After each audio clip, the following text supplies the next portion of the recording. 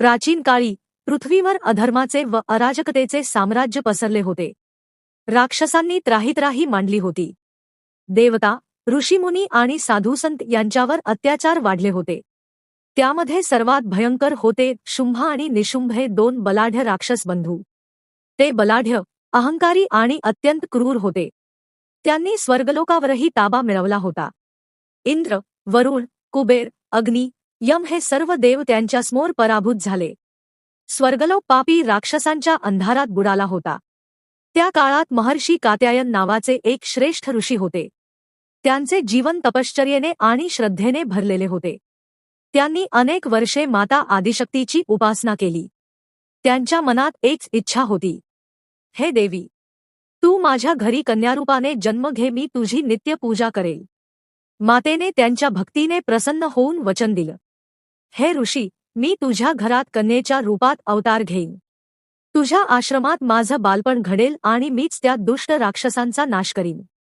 अशा प्रकारे देवी कात्यायनीचा जन्म महर्षी कात्यायनांच्या आश्रमात झाला.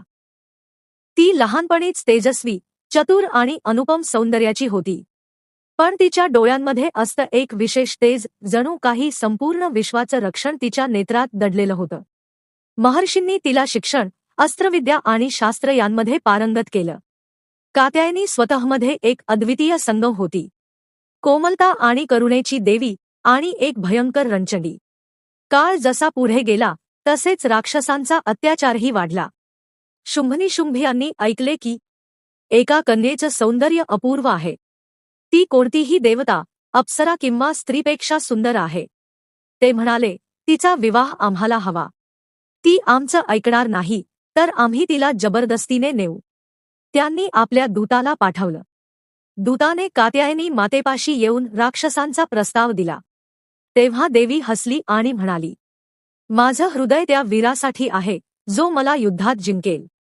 शुंभ आणि निशुंभ यांचा अहंकार दुखावला गेला. त्यांनी मोठं सैन्य पाठवलं. कात्यायनी मातेने एकटीने त्या सर्व सैन्याचा नाश केला. शुंभ व निशुंभ स्वतः युद्धात उतरले. त्यांनी अनेक माया, शस्त्रास्त्रांचा वापर केला. पण मातेच्या शक्तीसमोर ते थरथर कापू लागले. देवी कधी सिंहावर आरूढ होऊन, कधी रौद्र रूप घेत त्यांच्या सैन्याला चिरडून टाकत होती. अखेर निशुंभ पडला. शुंभ रागाने तडफडत होता. शुंभ म्हणाला, तू एकटी नाहीस. तुझ्या मागे अनेक देवतांची शक्ती आहे. देवी उत्तरली, हे मूर्ख, ह्या सर्व शक्ती माझ्या रूपातूनच उत्पन्न झालेल्या आहेत. मीच ब्रह्मा विष्णू महेशाची जननी आहे. हे